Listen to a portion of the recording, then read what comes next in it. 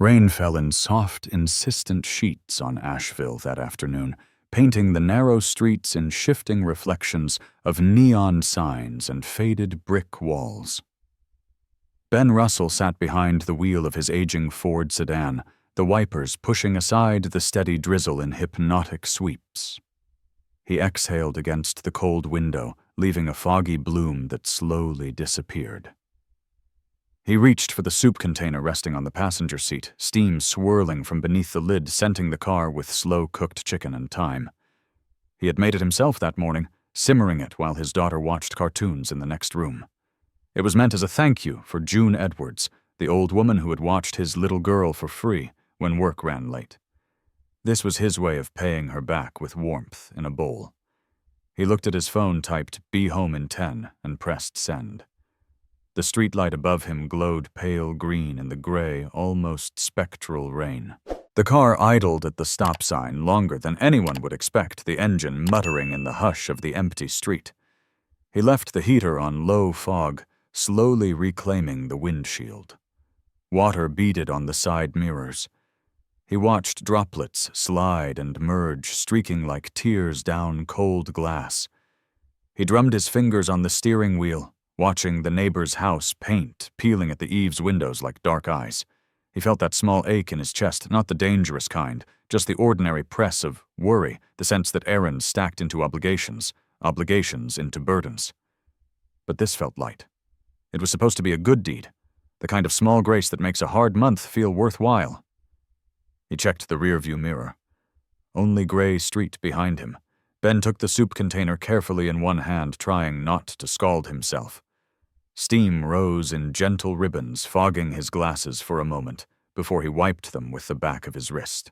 The drizzle on his coat turned dark and heavy as he stepped out, boots finding the soft edge of the roadside mud. The door hung open behind him, dome light casting a weak circle that barely touched the ground. The turn signal clicked, blinking its polite amber warning into the void. The scent of wet leaves and pine needles was thick in the cold air. Ben liked that smell.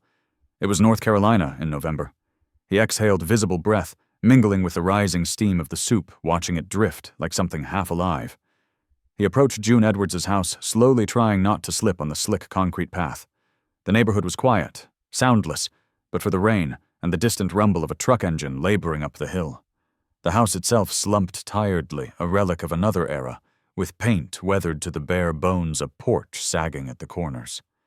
He thought about the time she had told him she was born here, never left.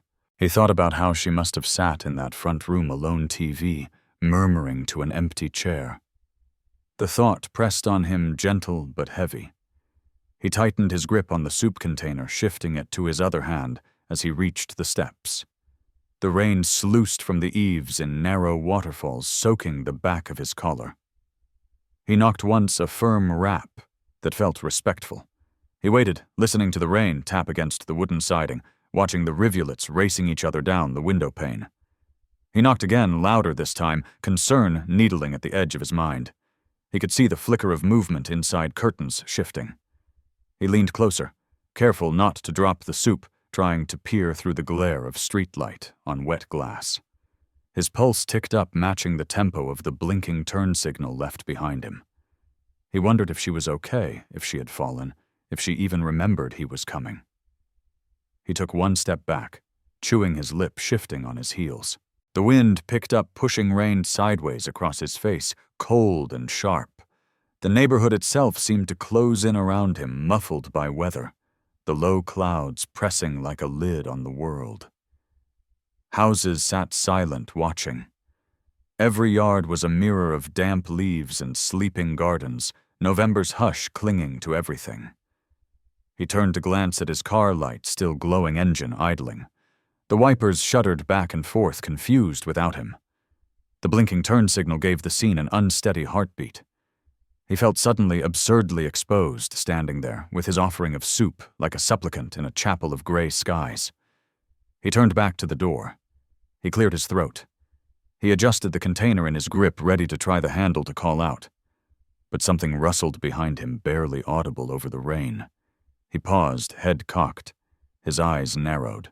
For a second, he thought he saw movement at the edge of the yard, a shadow separating from other shadows too large to be wind too deliberate.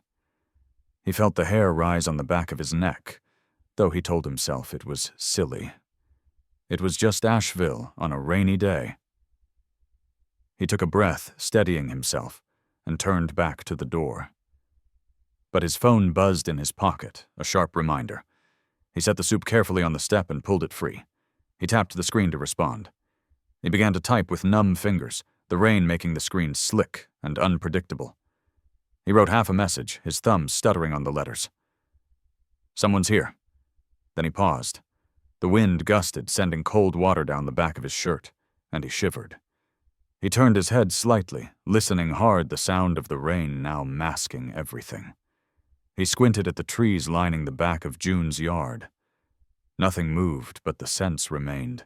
That crawling intuition that makes you swallow hard eyes, scanning the dusk. He never finished the message. He lowered the phone heartbeat in his ears, eyes roving over the deepening gray. Later, much later, when they found the car still idling at the stop sign, they would find the soup on the passenger seat, steam long gone, but lid still fogged. They would find his phone on the floor mat screen locked, but battery warm. The driver door stood open, rain soaking the upholstery, the turn signal still blinking like a stubborn metronome, counting time in silence. No sign of Ben. No sign of struggle. Just that simple, unfinished phrase, "Someone's here," glowing on the screen for hours, until it went dark. A quiet street made even quieter by the hush of the rain. Asheville waiting for an answer that would not come that day.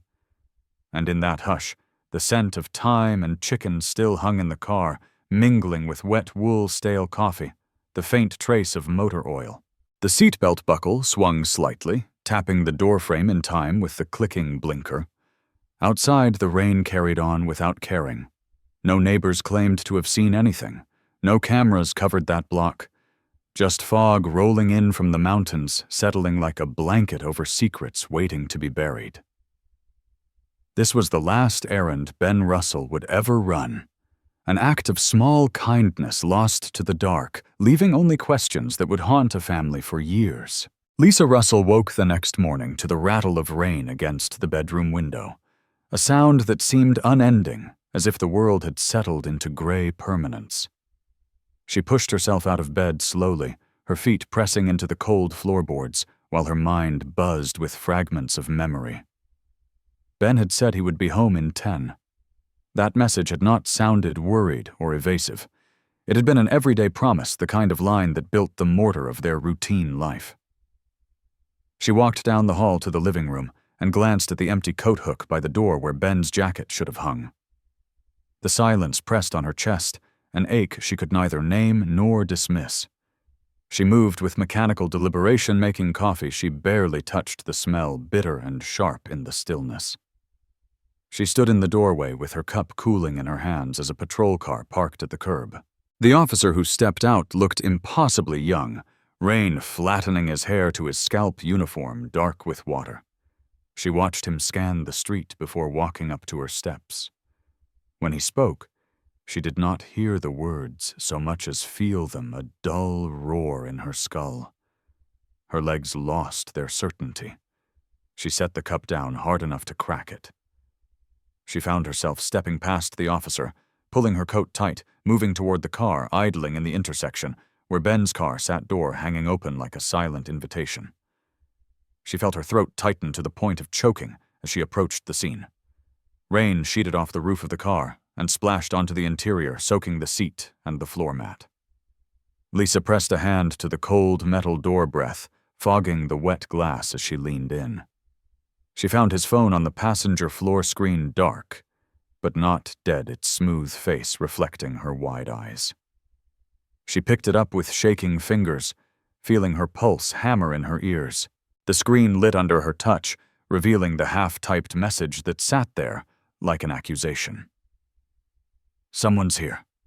She mouthed the words without sound, the taste of bile rising in her throat. She pressed her lips tight, her other hand gripping the door so hard her knuckles went white. Rain ran down her face, blending with tears she refused to let fall. Behind the neighbor's house, officers moved slowly, bending over muddy ground marked by footprints already dissolving under the rain. Lisa forced herself to watch them work, to see the way they crouched, pointed, measured, talked quietly into radios. She heard the words boot prints and woods, and the phrase lost the trail after 40 feet.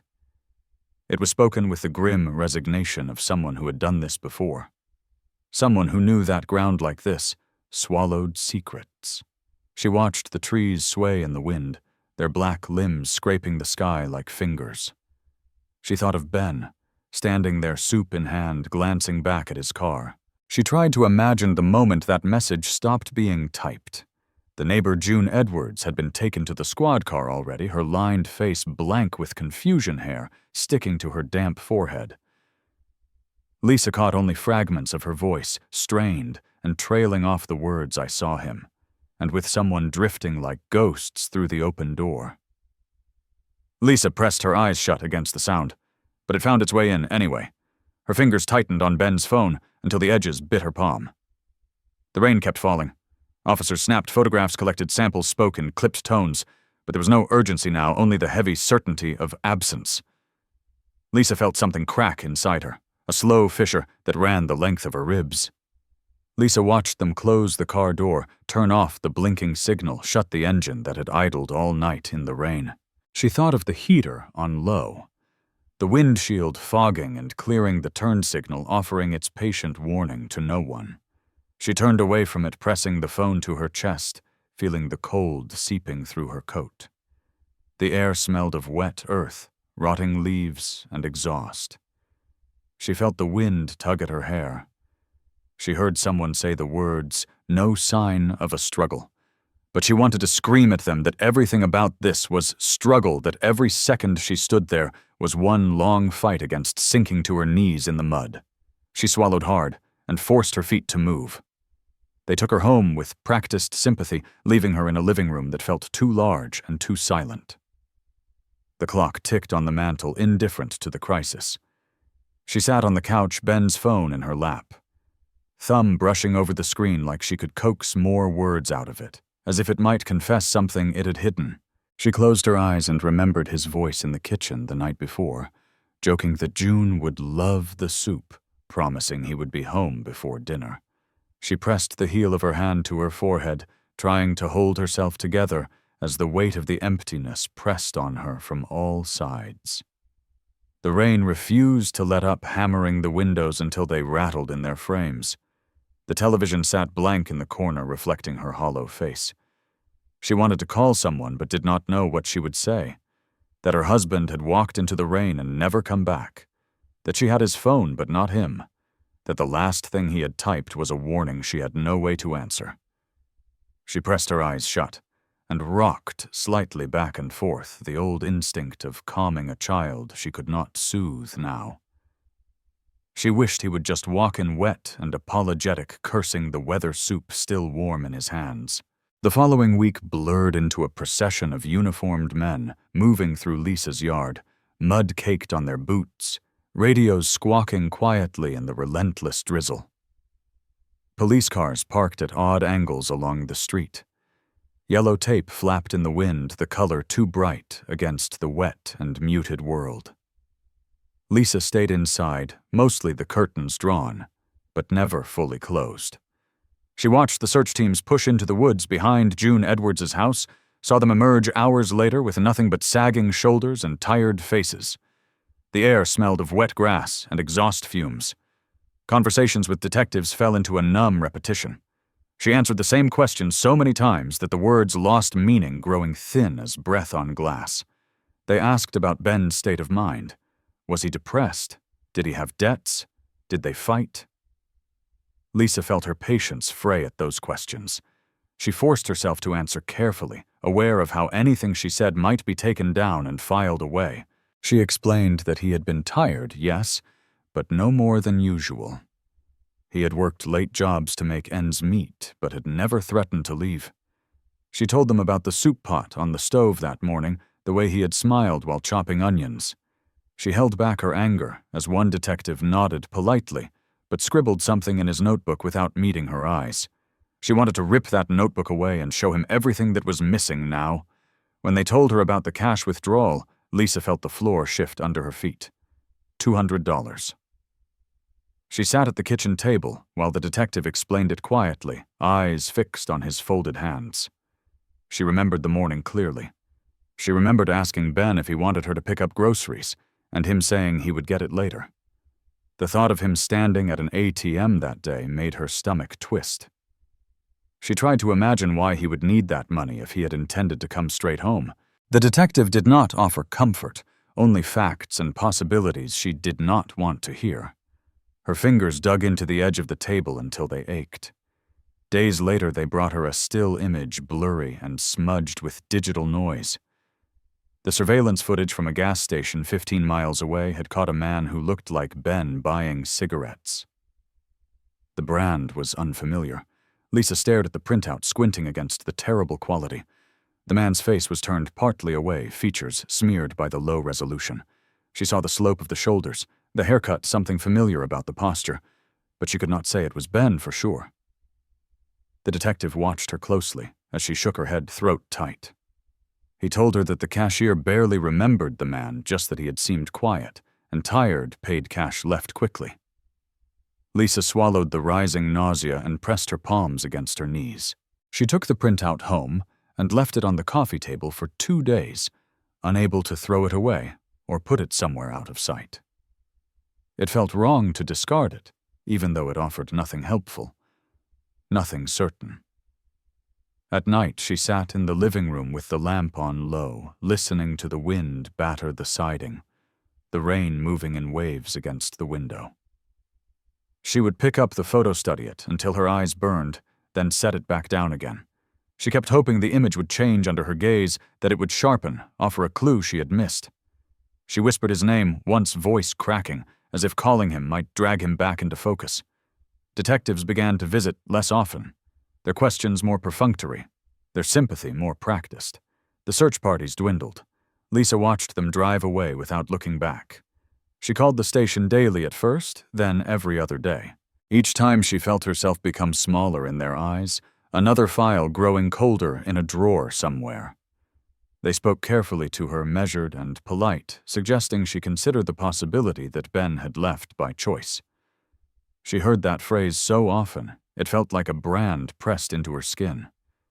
She hated them for saying it, for even suggesting it, but she hated herself more for letting doubt crawl in late at night when she lay alone in bed.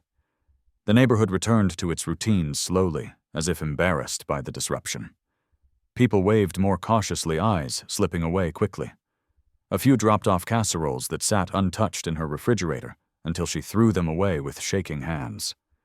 The local paper ran a story with his smiling face beside the words "local man missing." She clipped it carefully, folded it, and placed it in the drawer with their mortgage papers. It felt obscene that her husband had become a headline 2 columns of speculation that could not hold the reality of him snoring softly on their couch, his boots kicked off at odd angles. At night she heard the creaks of the settling house and wondered if they would ever sound friendly again. She caught herself glancing at the door, waiting for his keys to rattle in the lock.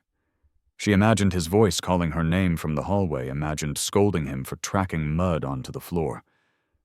But the silence stayed unbroken, except for the wind rattling the windows. She gripped his pillow against her chest and breathed in the scent of him that was already fading. Her tears soaked into the fabric, leaving no trace by morning. The winter settled hard over Asheville, smothering the hills in wet gray that seeped into every crack of Lisa's old house. She moved through the rooms, slowly bundled in sweaters that never seemed warm enough. The police visits had become rare, polite check-ins that felt more like formalities than hope. One afternoon, she heard a car door slam outside and watched a pair of detectives climb June Edwards' sagging porch. June was the neighbor Ben had gone to see that last day, the frail woman who had always offered smiles and hard candy in their daughter's small palm. Lisa pressed her palm to the window glass, feeling its cold bite, while she watched them knock gently, wait, then knock again, harder. June had answered eventually, slow and confused, blinking at the men with pale eyes that seemed to swim with memories and fog. She wore an old wool cardigan with missing buttons and slippers that shuffled on the cracked linoleum. Lisa had heard from the officers later that June struggled to answer even the simplest questions. She insisted Ben had come alone at first, but then corrected herself, voice wavering as she claimed he had brought someone with him. The words felt like a pin dropped in a silent room. When pressed, she shook her head and mumbled she could not be sure, could not remember clearly. The frustration in the detective's voice crackled over the line when he relayed this. Lisa sat at her kitchen table, gripping her mug, as they told her the next part. They had gone back with a warrant. They searched June's house carefully, respectful, but thorough. She had watched them through her blinds as they carried out boxes of papers, old photo albums, piles of blankets. She had not expected what they found next. In the dim basement, where the single dangling bulb threw shadows like prison bars, they discovered signs that someone had been living there. A sleeping bag rolled in a corner behind the furnace, cigarette butts ground out on the bare concrete, a mug ringed with old coffee stains. Lisa pictured that cramped, damp space and felt her chest tighten with something between fear and revulsion. The officers told her June's son David had once lived there officially, but she had thrown him out after a fight years ago. He was estranged, she had said, tears on her wrinkled cheeks as she insisted she had not seen him in ages. But the evidence told a different story. They found canned food stacked neatly, an old radio with batteries corroded to green dust, a rope tied in a loop around one of the furnace pipes. The detectives described it clinically, but Lisa heard the weight behind their words. Someone had used that space recently, someone who had been careful to stay unseen. She felt her skin crawl as she imagined Ben standing at that doorway, the soup in his hands cooling in the damp air. They ran fingerprints on everything they could carry out. The call came days later while Lisa sat at the edge of her bed staring at nothing. The voice on the other end of the line sounded weary, offering her no comfort. David Edwards's prince had turned up. He had a warrant out for assault in another county, which was why he had been hiding in his mother's basement. But there was no sign of him now. He had disappeared just as completely as Ben. The police spread the word to neighboring jurisdictions, but nothing came back. It felt like chasing a ghost in a town that had stopped caring. Lisa's voice cracked as she asked if this meant he had hurt Ben. The detective could only say it was possible. She lay awake at night with that word ringing in her head. Possible. She pictured Ben handing over the soup, offering that smile that had won her over so many years ago. She imagined another figure stepping from the shadows behind him, the old stairs creaking under boots. She wondered if Ben had even had time to be afraid. Her mind conjured endless variations of that scene, none of them ending with him walking back through their door. The wind scraped branches against the siding, and she flinched at every sound. The furnace rattled to life with a groan that sounded like a voice. She pulled the covers up to her chin and told herself to breathe. As the investigation dragged on, Lisa found herself avoiding neighbors who had once offered sympathy, but now looked away too quickly. She picked up groceries at odd hours timed to avoid small talk in the aisles. The cashier at the local store had stopped asking how she was. She avoided June's house entirely, crossing the street if she had to walk that way. She hated the sight of the sagging roof line and the cracked porch where her husband had last been seen alive. Sometimes she caught movement in the window and felt her throat tighten, but she could not bring herself to wave. She no longer trusted the house or anything in it. The days blended into one another as the cold seeped into the corners of her world. She marked time by the visits from detectives that became less and less frequent, their voices more distant on the phone. She answered their questions mechanically, noting the way they stopped writing after a while, the silence growing heavy between them. She saw the pity in their eyes and wanted to scream. At night she lay in bed gripping Ben's pillow, whispering apologies for not knowing how to find him. Her tears stained the fabric but offered no relief. She closed her eyes and begged the darkness to show her something useful, anything that might lead her back to him. The thaw came late that year. Ice cracked and receded along the edges of the creeks while bare branches trembled in fitful wind. Lisa walked the house in thick socks, coffee cooling on side tables she never quite managed to clear. Calls from the police had dwindled to almost nothing. Then one morning her phone rang with a number she did not know. A voice told her they had found something, and for a brief moment her heart jumped in a reflex she could not control. She waited while the caller hesitated, then explained that a hiker had reported a plastic container in a creek about 3 miles from June's property. It matched the description of the soup container Ben had been carrying. Lisa pressed her fingers to her lips as the voice droned on about chain of custody and evidence logs. Detectives arrived that afternoon with the container in an evidence bag. Lisa recognized the cheap plastic immediately, the white lid scuffed and stained. Her knees felt weak as she sat down hard on the couch. She could smell the faint echo of broth, even through the sealed bag, an ordinary scent that made her stomach turn. The detective's voice was low and careful as he explained that the container had been found lodged between rocks in the creek bed. The water had scoured it clean, but had also preserved a dark smear along the rim that looked like old blood. Lisa felt bile rise in her throat as she forced herself to nod. She asked if it was Ben's and watched his expression tighten. The blood analysis came back days later. Lisa waited by the phone for hours, pacing the narrow hallway with the receiver clutched so tightly her knuckles ached.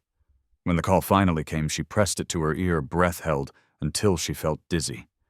The words were dry and bureaucratic. The blood on the rim did not match Ben's type. It belonged to an unidentified male. Lisa's knees nearly buckled with relief and frustration all at once. She collapsed onto the hallway floor, her back against the wall, tears rolling down her cheeks unchecked. The detective's voice faded in and out as he spoke about contamination transients in the area, possible explanations that meant nothing to her. Days later, search dogs were brought to the creek. Lisa stood at the edge of the muddy bank with her arms wrapped tight around herself, watching handlers issue commands in calm, low tones. The dogs sniffed along the rocks, circling, whining. At one point, one of them paused at the water's edge and refused to go forward. Lisa's heart pounded so hard she felt it in her teeth. She held her breath until the handler coaxed the dog away, patting its flank gently. She heard them murmur something about cold water, unfamiliar scent profiles. Too much time passed. She tried to hold on to those words, but they slipped through her fingers like silt. The police combed the area for days, pushing through brambles marking trees with faded tape that flapped in the wind. Volunteers showed up in small numbers at first, faces tight with concern. Lisa brought them coffee in paper cups, feeling like an imposter in her own story. She thanked them with a voice so thin she barely recognized it. After a week, the search ended without fanfare. The cars pulled away, the tape was left to fade, and the woods fell silent except for the wind rattling dead leaves. Lisa walked those paths alone for days afterward, boots squelching in the soft earth, eyes scanning every inch. She talked to Ben as she walked, telling him she would not give up. Evenings became the hardest. She sat on the edge of their bed staring at the closet door. His shirt still hung there in a neat row colors muted in the dim light. She pressed her nose to the fabric sometimes, inhaling deeply to catch any last trace of him before it slipped away completely. Friends tried to visit, knocking carefully, offering tentative hugs she barely returned. She watched them leave through the window, their shoulders hunched against the cold relief on their faces at escaping the suffocating weight of her grief. She could not blame them. She did not want to be in the house either, but she had nowhere else to go. The police reports piled up on the kitchen table, printed pages, with words that blurred after too long staring at them. The phrase "blood of unknown male" repeated itself like a curse. She underlined it once, then tore the page in half and threw it away only to fish it out of the trash hours later and smooth the pieces back together. She tried to make sense of it all, to find meaning in the randomness. She considered every theory from the logical to the absurd, until her head hurt. She whispered to Ben late at night, begging him to tell her what happened. The creek remained unchanged, Water flowed steadily over the rocks, unbothered by human tragedy. Lisa returned there often, standing at the edge with her arms folded tight, wind cutting through her coat. She closed her eyes and listened to the sound of the water willing it to give up its secrets. She imagined the container floating along, spinning lazily before catching on the rocks. She imagined a man's hands shoving it there, someone she had never seen, someone who might have seen Ben in his last moments. She shivered and turned away, boots leaving prints in the damp soil that the next rain would wash clean. Spring arrived in quiet, uneven waves. The first warm winds rattled brittle branches, carrying the smell of damp earth through Lisa's cracked windows. She moved through her house as if sleepwalking, careful not to knock over the stack of papers on the kitchen table. Old police reports, handwritten notes, and newspaper clippings had taken over every spare surface. She read them over and over, searching for new meaning in stale words. One afternoon, she pushed aside a stack of unpaid bills and spotted something she did not remember placing there. It was a second phone, cheap, and worn at the edges, so unlike the one Ben normally carried. Her breath caught in her throat as she picked it up, fingers trembling. The phone powered on with a groan of low battery. Lisa's pulse thundered in her ears as she scrolled through the sparse contents. Most of it was empty, but a single message sat waiting in the inbox. She tapped it open, feeling sweat bead on her forehead. The words felt like a slap. Tonight or never. Ridgeway. She read it again and again until it lost shape. The message was dated 2 days before Ben vanished. She pressed the phone to her chest, eyes squeezed shut as her mind whirred. The police had never mentioned this. She wondered if they had even known it existed. She called the detective on her case and told him what she had found. He sounded surprised, trying to hide it with clipped professionalism. He asked if she had looked at anything else on the phone. She admitted she had not, feeling small and foolish. They arranged for him to pick it up. She spent the hours before he arrived pacing the living room phone balanced on her palm like it might burn her. She tried to remember Ben's face the last few days before he disappeared, tried to remember if he had been distracted, distant, hiding something behind his tired eyes. She sat on the couch and wept until the knock on the door forced her to wipe her face and stand. After the detective left with the phone, Lisa sat in the empty house and stared at the door. She realized she did not know what she wanted more answers or for everything to go back to when they were boring and happy. She stood slowly and moved to the kitchen. The dishes in the sink had grown a white fuzz. She cleaned them carefully, methodically, because she needed something to do. The water ran hot over her shaking hands. She scrubbed until her fingers went pink, and even then she did not stop. She wanted to erase the smell of mildew, the silence pressing in from every side. She wanted to erase the sight of that message burned onto the inside of her eyelids. Days later, Lisa's brother Mark stopped by unannounced. He knocked once before pushing the door open, his familiar shape filling the frame. He smelled like gasoline and sawdust, like the workshop where he spent most of his time avoiding people. She watched him cross the living room carefully, eyes darting to the stacks of paper. He did not sit. Instead, he stood in the middle of the room, shifting from foot to foot. She waited until he spoke. He asked about the phone with 2 casual words. Lisa felt something cold settle in her chest. She asked why he cared. His mouth twisted. He avoided her eyes and finally said he needed to tell her something. He admitted he had lent Ben $5,000 only a few days before he vanished. Lisa blinked at him slowly, absorbing the words like blows. Mark said Ben had been vague about why he needed it. He said it was for clearing something up one last time. Mark's voice cracked at the end. He insisted he had not thought it was serious, that he believed Ben would pay him back once things settled. Lisa sat heavily on the arm of the couch, fingers gripping the worn fabric. She asked why he had not told her before. Mark rubbed a hand over his face, voice muffled, as he admitted he felt guilty and stupid. Lisa felt rage and sorrow boil up together. She forced herself to breathe. She wanted to scream at him for keeping secrets, for adding to the endless questions that suffocated her. She wanted to shake him, until answers fell out. Instead, she closed her eyes and listened to his stammered apologies. The silence afterward was dense enough to choke them both. Mark finally turned and left without looking back, the door banging shut behind him. She sat there long after he had gone, feeling the vibration of the closing door echo through her bones.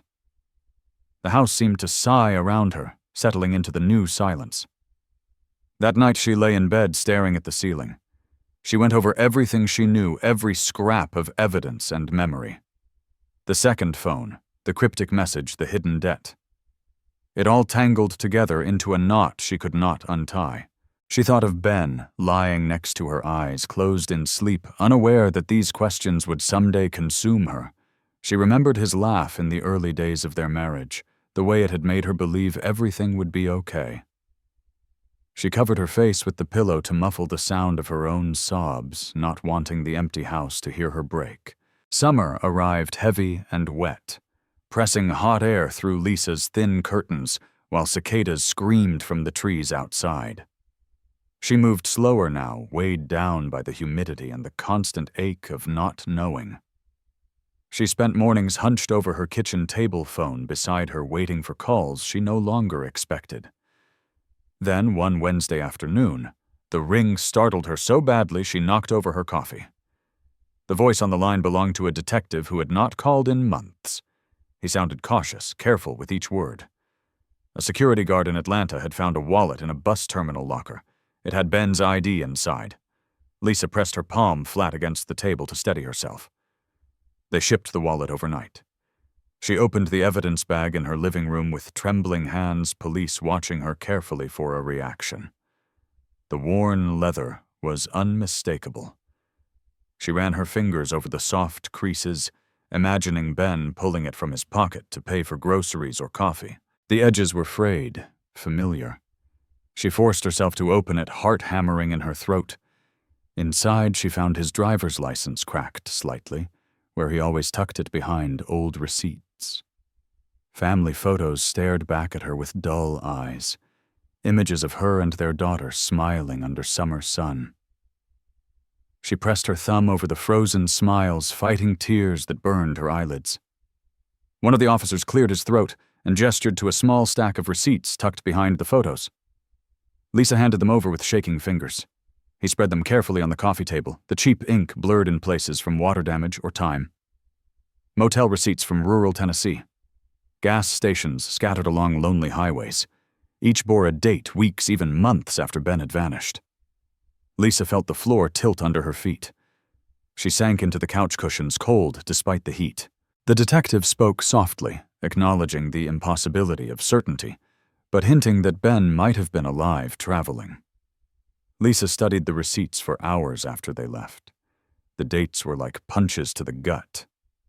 She tried to imagine him driving these empty roads, checking into rundown motels with peeling paint and flickering neon. She pictured him handing over crumpled bills he'd lowered to avoid questions. She wanted to be angry at him for running. She wanted to hate him for leaving them in limbo. But all she felt was a hollow sorrow that seemed to expand in her chest until she could barely draw breath. She fell asleep on the couch with the receipts spread around her like a nest, the fan pushing humid air over her sweat-slick skin. Days later, she returned to the station to go over the evidence again. The detective handed her one receipt in particular, edges curled with age ink, barely legible, except for a few scrawled words on the back. Cabin 9. Ridgeway. Lisa stared at the words until they stopped making sense. Ridgeway. The same name in the message on the second phone. Her vision blurred. She whispered the name again and again, trying to summon its meaning. The detective watched her carefully, voice low and steady. He asked if it meant anything to her, if she had family there, friends, any connection at all. She shook her head numbly, hair clinging to her damp neck. That evening she sat in her silent house with the receipt propped against a drinking glass on the table. She chewed at her thumbnail until it bled, not feeling the sting. The words seemed to taunt her. She had imagined Ben lost, maybe hurt or trapped. She had even feared he was dead. But this suggested planning, a destination. She tried to picture him writing it, choosing the words, thinking of the risk.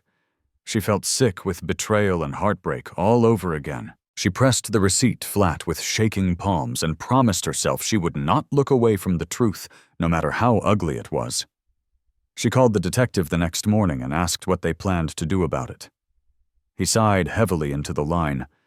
He admitted they had checked Ridgeway on maps. There was no obvious listing for any Cabin 9, no official registry, no tourist brochures.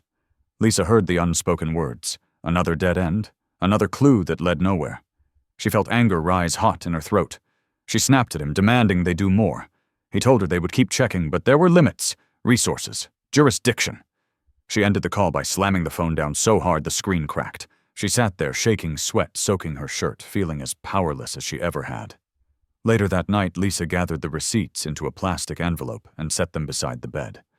She lay awake, listening to the house shift and sigh in the cooling air. The shadows pressed in around her, offering no comfort. She closed her eyes and tried to hear Ben's voice. She tried to remember his laugh, the warmth of his hand at the small of her back. All she could hear was the hiss of the fan and the distant whine of passing cars. She told herself she would not give up. She would find out what Cabin 9 meant, even if it took the rest of her life. Lisa woke before dawn, the humid summer air pressing against her skin like a damp cloth.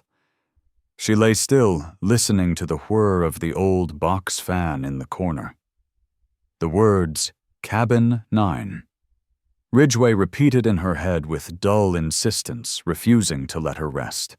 When the sun finally broke over the tree line, she rose and moved to the kitchen, her bare feet whispering across cold linoleum.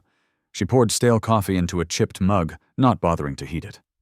As she sipped, she picked up the plastic envelope of receipts, fingers shaking slightly. The ink was smudged, but legible enough to mock her. She set the mug down and made a decision. She would not wait for the police to lose interest again. She would not let Ben become another folder in a locked cabinet. She used the last of her savings to hire Dan Cooper, a private investigator whose reputation was built on tenacity more than charm. He was a retired cop with a slight limp and a voice that never rose above a low rumble. He sat at her kitchen table with a yellow notepad nodding as she laid out every detail from the cryptic phone message to the wallet in the locker. He tapped the word Ridgeway written in block letters and said it was not much, but it was enough. Lisa watched him leave in the afternoon heat, shoulders squared against the sun, her heart thudding with anxious hope. She stood at the window long after his car disappeared down the road. Days passed in a crawl. She cleaned compulsively, scrubbing counters until her fingers ached. She jumped at every phone ring, cursed at the silence that usually followed. When Dan finally called, his voice was measured, but held a hint of progress. Ridgeway, Tennessee existed, but it was small, barely a dot on the map, the kind of place people drove past without noticing. He told her it had no real tourist infrastructure, no cabins officially listed, no brochure in any rack. Lisa closed her eyes, pressing the phone to her ear so hard it hurt. She asked him to keep looking, her voice cracking despite her best effort. He promised he would. 2 days later, he called again.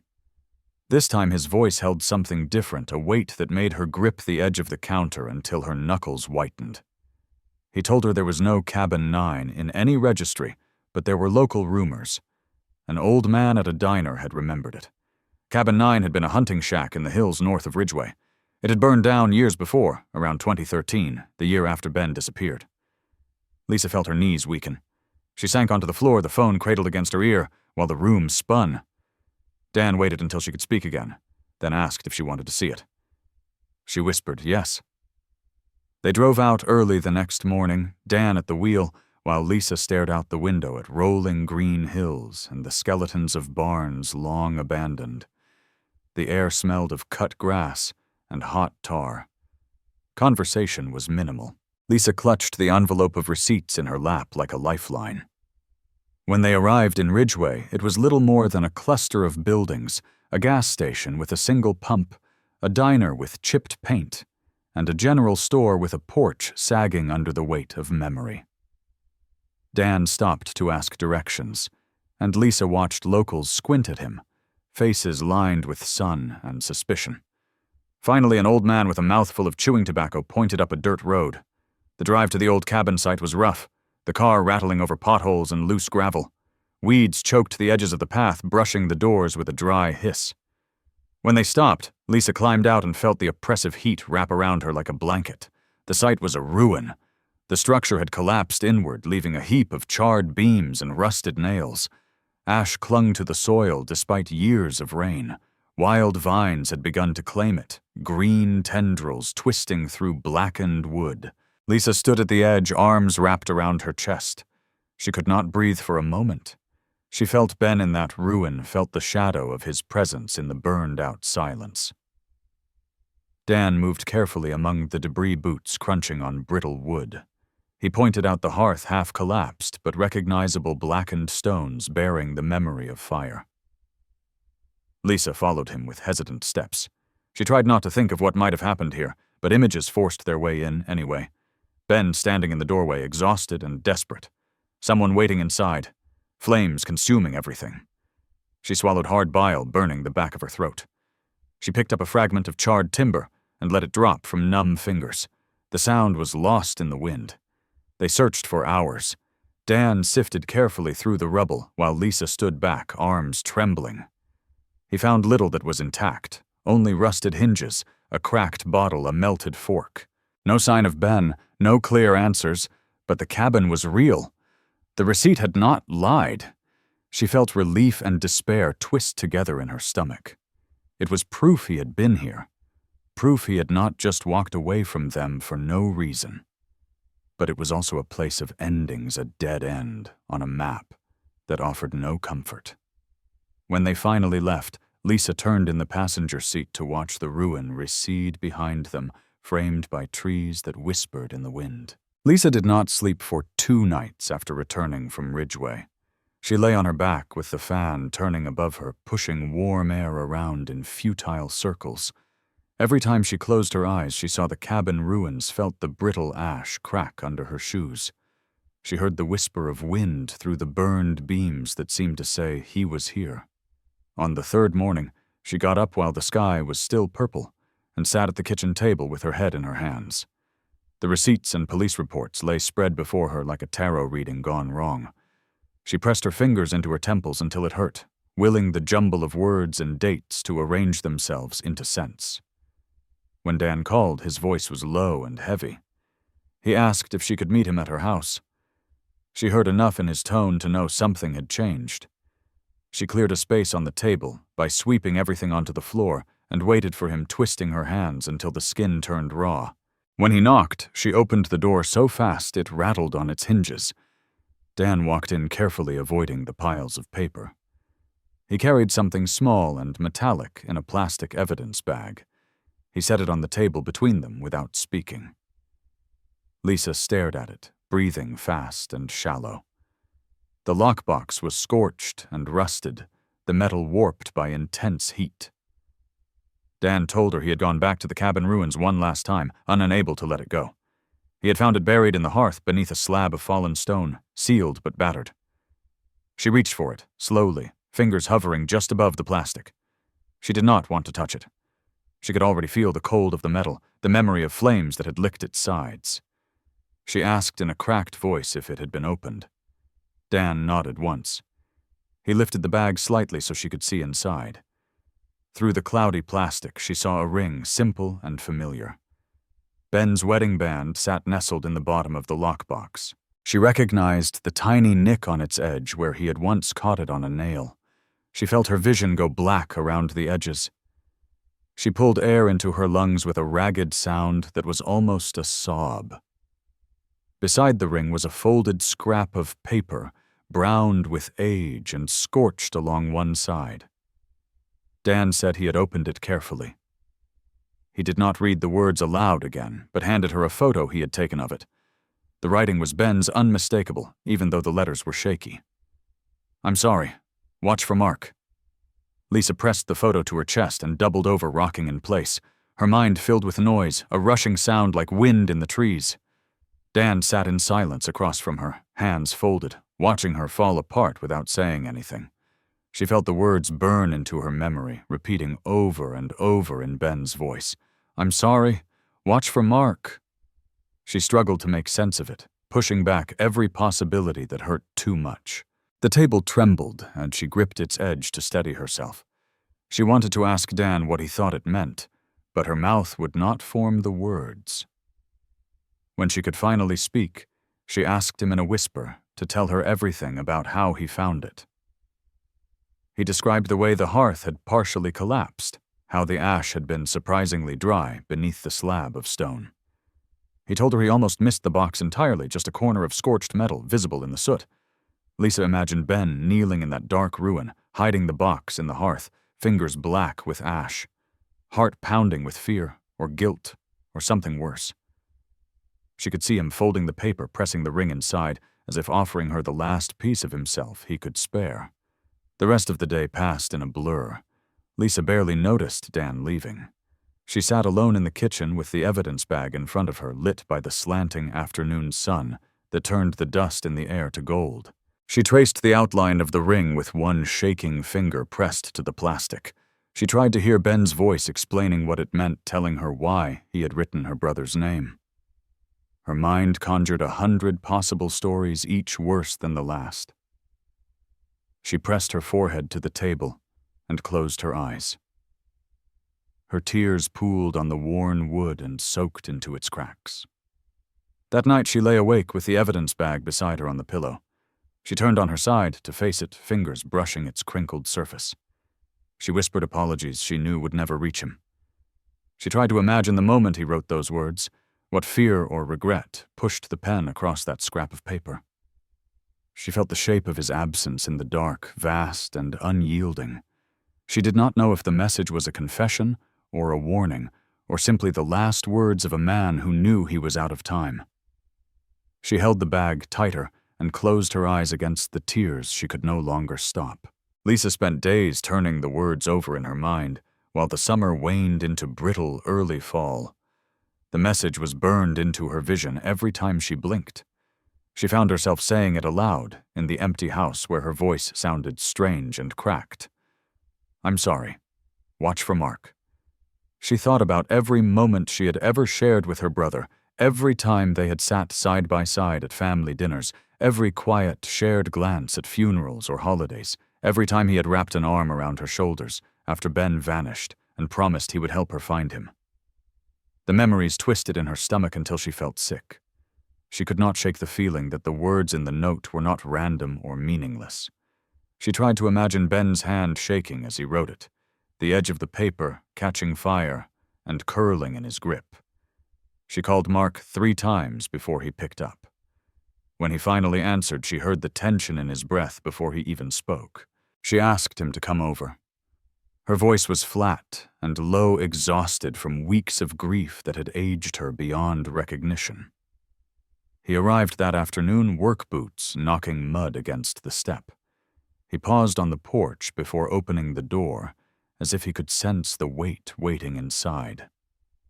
She sat at the kitchen table with the evidence bag in front of her, the ring catching the late sun and throwing a pale glint across the clutter. He looked at it and swallowed his Adam's apple, bobbing like a man who had run too far. She did not offer him coffee. She did not offer him a chair. She simply waited, eyes locked on his face while he shifted from foot to foot. She asked him what he remembered about the last time he saw Ben. Mark let out a breath that sounded like it had been held for months. He looked down at his hands stained with engine grease, and his shoulders slumped. He told her in a rough voice that he did not know if she wanted to hear it, but that he would say it.